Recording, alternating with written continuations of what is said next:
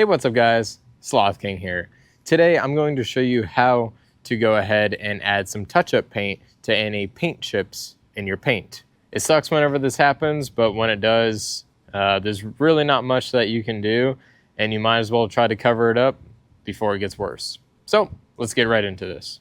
All right, so if we go ahead and come over to the 4Runner.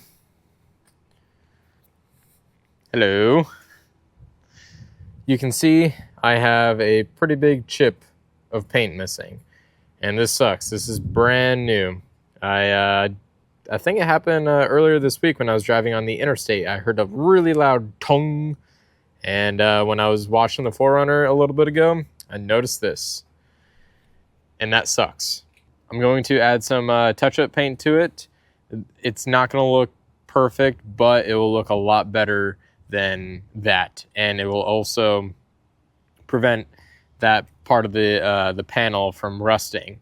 Now, I do have a couple other rock chips on the roof of the 4Runner. Let's go ahead and look at that.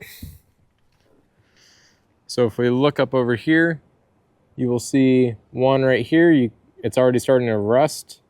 You can see a couple here, one here, and then there's also one over on the driver's side. So while I'm doing this, just gonna go ahead and get these taken care of. Oh, there's another one right here, and I do see a chip right here too. Man, driving on the interstate here sucks. All right, guys, so let me show you what you're gonna need, and let's get into this. So this is what I'm using today. You're gonna need some isopropyl alcohol to clean the area. You're definitely gonna need some rags. I highly recommend getting some gloves. I'm going to use some masking tape just to mask off the section. I've got 1,000 grit sandpaper on me. Usually I like to use between 600 and 800, but 1,000 is going to be just fine. And use your desired touch-up paint. I'm using genuine Toyota black and their clear coat as well. This is not going to be a perfect cover-up. I'll show you a spot that I've done in the past, which you can see right here. It's not perfect, but got the job done. Oh man, there's also another one right here. That sucks. Oh, and right there. Wow, okay. Might as well just repaint the whole car while I'm at it. So let's go ahead and prep the area, and let me show you exactly what to do. All right, so the first thing that you want to do is go ahead and contain the area a bit, because if we're going to take out the sandpaper or anything like that, we just want to have one area just contained for any of that, so that way we don't accidentally hit anywhere else that we don't want. All right, and now that the masking tape is on there, we can go ahead and move on to the next step here. So the cool thing about these touch-up bottles is that there's a little agitator built into the cap here. And what that means is that you can go ahead and rough up the surface just with this, so that way the paint can stick, or if there's any rust on it, it'll just smudge away any of that rust. Now, if we look on here, the way that the rock hit this, it just broke it off, and that means there is going to be some loose paint around it. And before we go ahead and add any of the touch-up paint, we need to go ahead and make sure that there's no loose paint on here. So if we need to go ahead and just pick at it and chip off any of the loose paint, that is totally fine. You need to do this anyway, because if that is loose, it's just going to fall off after time, and you'll need to do this all over again. So I'll just take it and push on here a bit. There we go.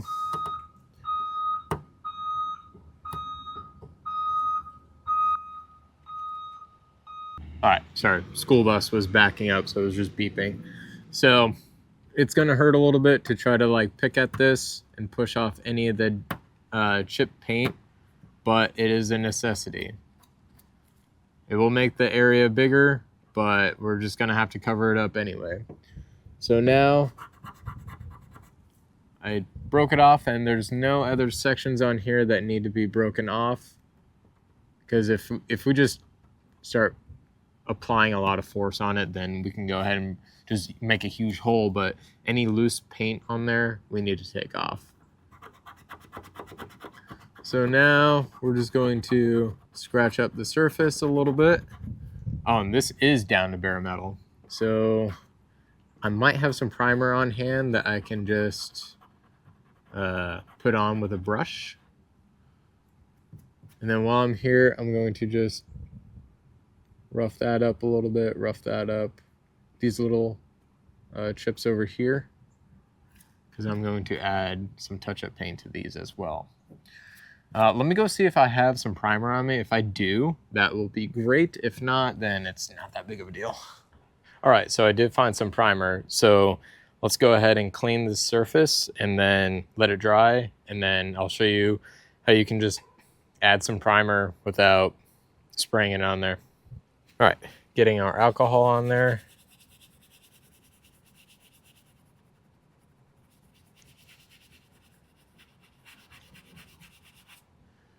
There we go. Let that dry for a minute.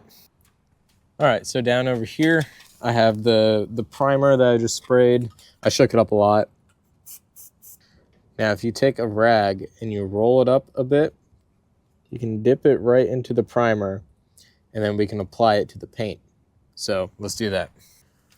All right, you gotta be a bit careful with this. Add it right onto the surface.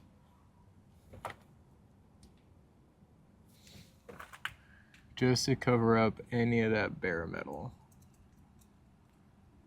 If you have an old small paintbrush, you can use that as well. This is not going to be perfect, but it is way better than nothing.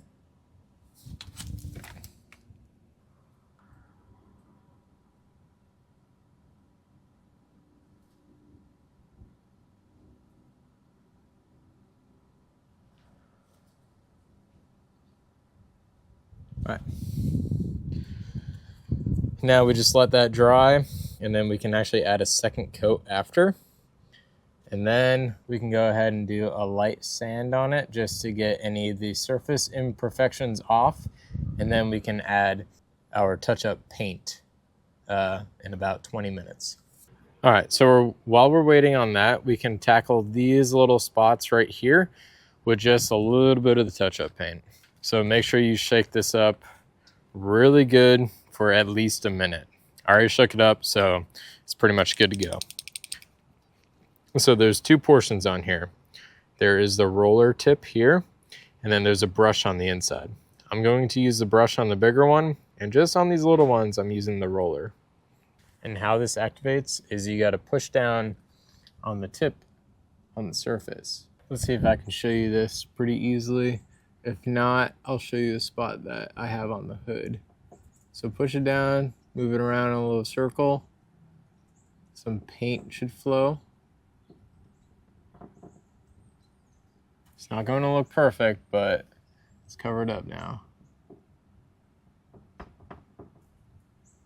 You might have to hold it at an angle if you're doing it on a door. And I'll show you like right here, like the paint is coming out. I'll show you on the hood too. All right, so it's been about 30 minutes. All I'm going to do here is take my 1000 grit sandpaper. I'm gonna touch it. Yep, it's all dry. I'm just going to go over this very lightly just to get any of the imperfections off and make this as smooth as possible.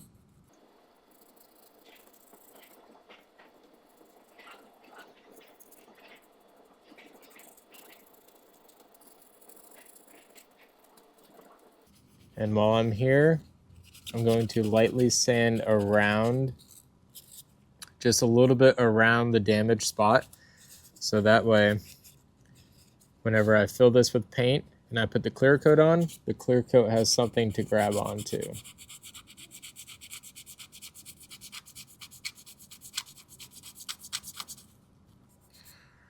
There we go. As smooth as I can make it. And then now let's go ahead and wipe this off with alcohol, and then let's add our touch-up paint to this.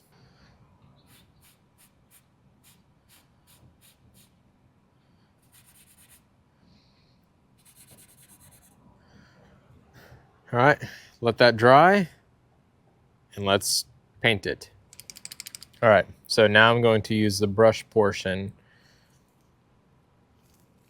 If I can take this section off. All right, so whenever you're doing this, you want to wipe off any excess paint that's on the brush. You don't need it dripping everywhere. So let's be very careful and start adding this on.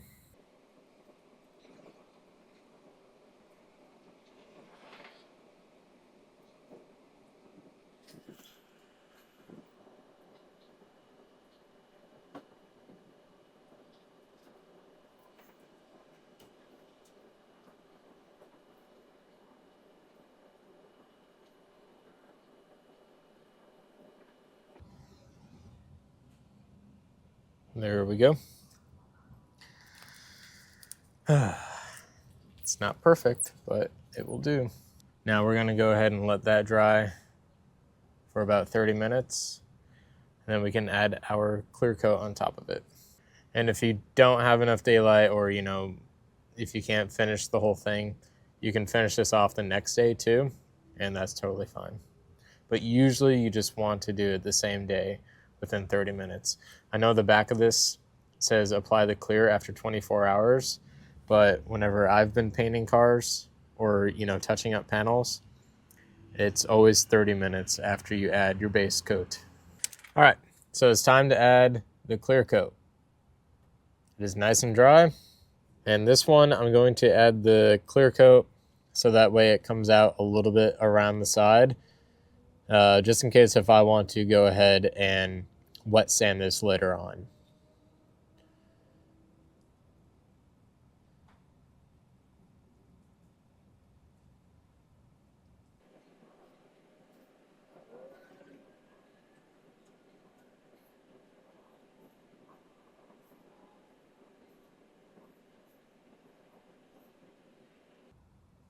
Alrighty, there we go. And then now we just let that dry, and we're all done. All right, now let's pop up on top, and I have quite a few. I have one here, here, here, here, here, and here, and here as well. So with your agitator, you want to come over and just start sanding it down. I had some rust on this one, and I want to make sure it's all clear. Which, if you look, it looks pretty clear to me. I already hit these other ones. I wanted to save this one for you guys to see. Let me wipe it with some alcohol, and then let's add some more touch-up paint. All right, now with our pen, let's go ahead and just fill these in.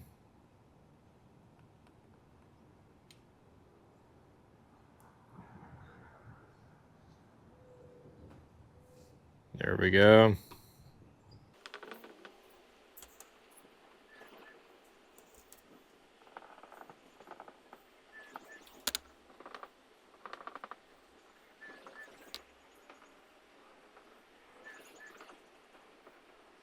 Everything's all filled up here. Now we're gonna go ahead and let those dry for about 30 minutes, and then we can add our clear coat. And I'm just going to give you an example of using the brush for the clear coat. And whenever you're doing this, if you want to try to make it smooth afterwards, you can use the brush, add a dot of the clear on top of it, try to form like a dome, and then later on you can go ahead and take some really fine sandpaper and wet sand it down, and then you can buff and polish it, and it'll look way more flat than just adding the paint on top. So I'll give you a little example. And just remember, the clear coat, it runs really fast. So just go up to here, add a dot, and go around the damaged area a bit. Make it look like that. So usually whenever I'm wet sanding any touch-up or anything like that, or after I'm done painting, I'll usually wait at least a week. It depends on the type of paint that you're using. If it's touch-up, I'll usually wait about a week for it to fully cure, and then I'll go back and then wet sand it. But usually you want to wait about a month or so if you're respraying a whole car. A month to 3 months. It really just depends. So anyway, yeah, let's go ahead and get the door. All right, I just peeled the tape off, and this is the end result.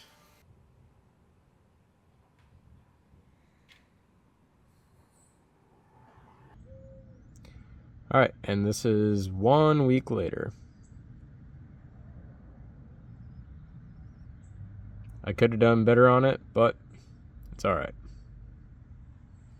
This is it a little bit farther back too. All right, and there you go, guys. That's how you go ahead and repair any kind of rock chips that end up in your paint. Like I told you before, it's not pretty. It's not going to come out perfect. If you want it perfect, go ahead and repaint the whole entire panel. But that is going to cost a lot of money compared to probably about $30 in supplies. And yeah, I'm gonna give it probably about a week if I decide to wet sand it. But usually you want to let the paint cure. You want to let the clear coat fully cure before you decide to wash it and before you decide to start adding any wax. Usually you want to wait about a month. Sometimes if you shops will repaint it, you usually wait about 3 months. But with something small as that, I'm just going to give it about a month until the next time I wash it and add any kind of wax on top of it, just to be sure. I don't want to cut any corners. Yeah, if you guys want to see me wet sand it to try to make it look as smooth as possible, let me know in the description below. I'll be happy to show you guys that process. And if you guys found this video helpful, awesome. Super glad to help you guys out. It is a pain, and it is very sad to see any kind of rock chips damage your paint. Now, I understand that this vehicle is just about 18 years old now, but I want to make it, you know, look as good as possible for as long as I can before I get rid of it or before I decide to repaint it, whichever comes first. But anyways, if you guys want to support the channel, you can go ahead and click the link in the description below. It will take you to my shop. You can pick up one of these shirts. You can pick up one of these hats. I have a few different shirts available. Check them out. And like always, I'll catch you guys on the next ride.